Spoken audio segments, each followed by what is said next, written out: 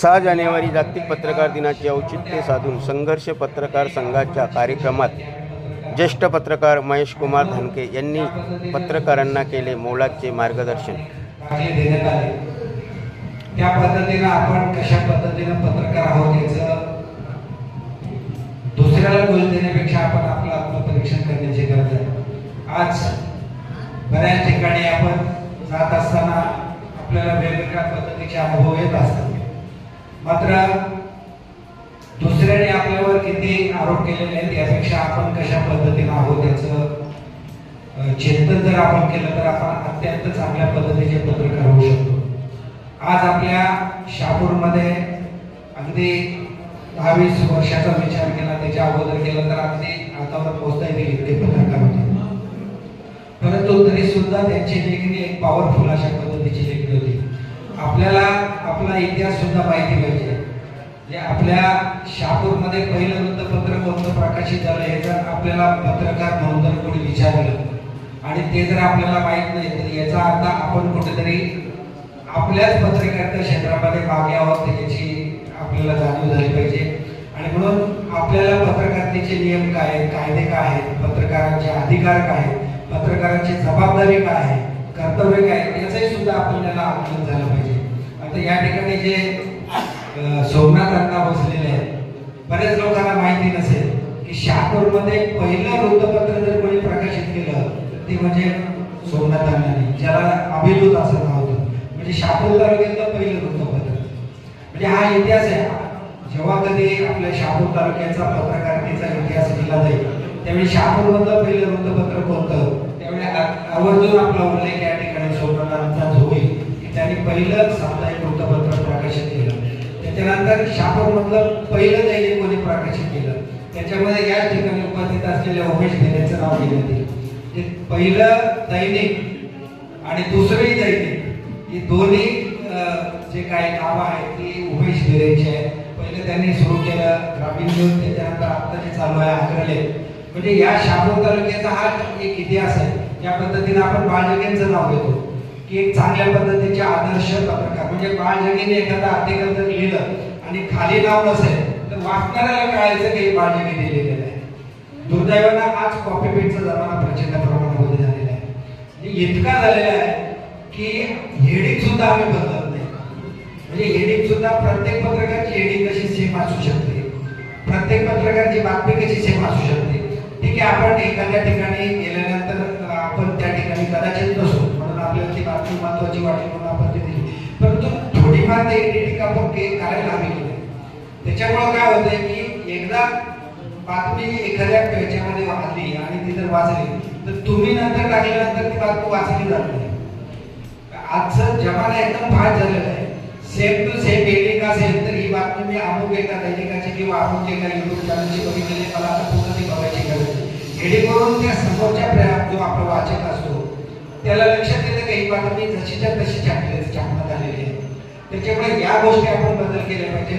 पत्रकारिता नेमकी पत्रकार म्हणून आपण बातमी कशी लिहिली पाहिजे, म्हणजे मी वारंवार सांगतो, कदाचित काही लोकांना राग पण येत असेल, येऊ द्या, हरकत नाही, पण आपण पत्रकार आहोत, आपल्यावर कोणी बोट ठेवता कामा नये।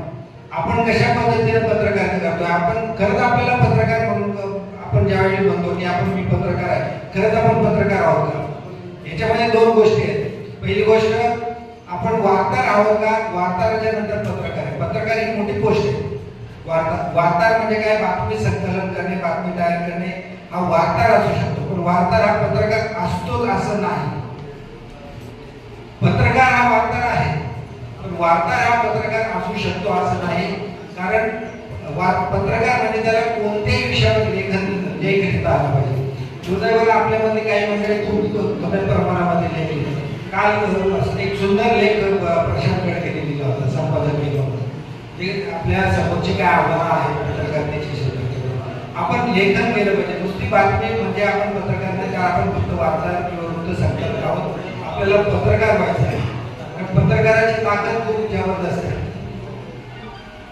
म्हणजे ना खिचो कमान तो ना तलवार निकालो, जब तोप मुकाबले हो तो अकबर निकालो, म्हणजे तोफेपेक्षा ताकद ही पत्रकारितेमध्ये आहे।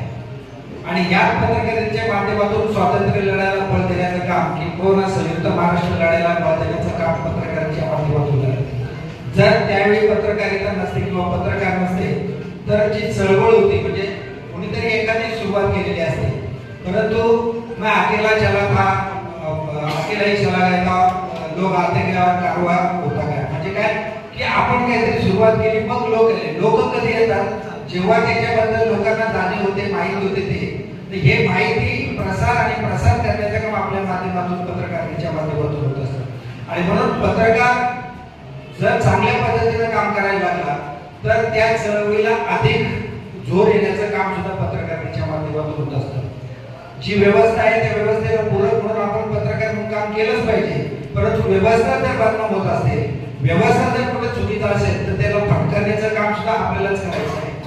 आणि म्हणून बऱ्याच वेळा बघा आपण पत्रकार धरून आपल्याला कोणी निवडून नाही दिलं तरी सुद्धा लोकांच्या अपेक्षा आपल्याकडे जास्त आहेत. म्हणजे एखाद्या लोकप्रतिनिधीने काम केलं नाही तर पत्रकार म्हणून तुम्ही काय काम करता अशा पद्धतीचे प्रश्न सोशल मीडियावर आपल्याला विचारले जातात. अर्थात याच्यामध्ये राग मानण्याचं काम नाही, हे सगळे नालायक ठरलेले आहे. तुमच्याकडून आम्हाला अपेक्षा आहे तुम्ही चांगल्या पद्धतीने काहीतरी करू शकता, हे लोकांचं मन आपल्यावर आहे. त्याच्यामुळे खरं म्हणजे सगळ्यांच्या पेक्षा जास्त जबाबदारी आपली आहे. आणि म्हणून ज्या वेळी अशा पद्धतीचे प्रसंग येतील त्यावेळी या पद्धतीने योगेशजींनी सांगितले की आपल्याला हे व्हायची गरज आहे. म्हणजे ठीक आहे पत्रकार संघ वेगवेगळे असू शकतात, परंतु मध्यंतरी योगेशने सुद्धा प्रयोग केला होता की सगळ्यांनी आपण एकत्र आलं पाहिजे. बऱ्याच वेळा काय होतं की एखाद्याच्या संदर्भामध्ये एका पत्रकाराने जर बातमी छापली तर ती कशी चुकीची आहे हे समोरच्याला सांगणारे सुद्धा दोन पत्रकार असतात. आणि इथंच खरं म्हणजे आपले फुटण्याचं कारण होतं आणि फूट इथून सुरू होते. बऱ्याच वेळा असं ठीक आहे ना आपण पत्रकारिता करतो, कदा आपल्याकडे पुरावा असतो म्हणून आपण करतो, कोणतरी केस करतो, कोणाला कदाचित आपली पत्रकारिता रुचली नसेल किंवा त्याला काहीतरी त्रास होत असेल म्हणून तो आपल्याला केस करू शकतो किंवा काय करू शकतो.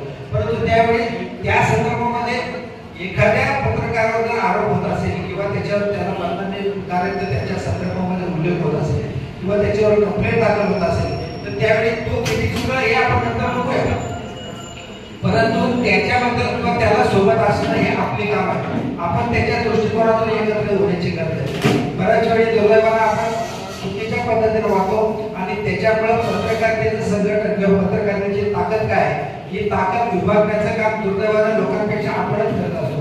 म्हणून यापुढे किंवा पुढेही पत्रकारांवर अन्याय होत असेल, कुणाच्या बद्दल वेगळ्या पद्धतीने चर्चा होत असेल तर त्यावेळी पत्रकार म्हणून आपण आपल्या पत्रकाराची बाजू घेतली पाहिजे.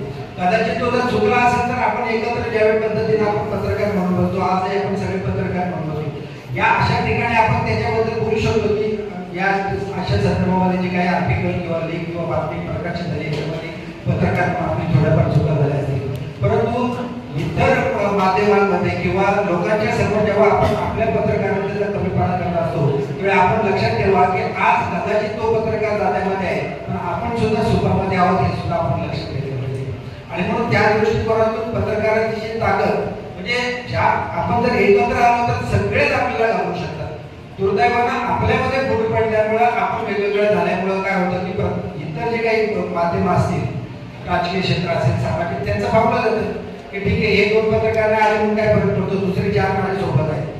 पण जेव्हा आपण ठरवलं की नाही या ठिकाणी अमुक एका व्यक्तीवर बहिष्कार टाकायचा सगळ्याच पत्रकारांनी बहिष्कार केला पाहिजे, सगळ्यांनीच एकत्र आलं पाहिजे तरच आपली ताकद त्यांना कळणार आहे.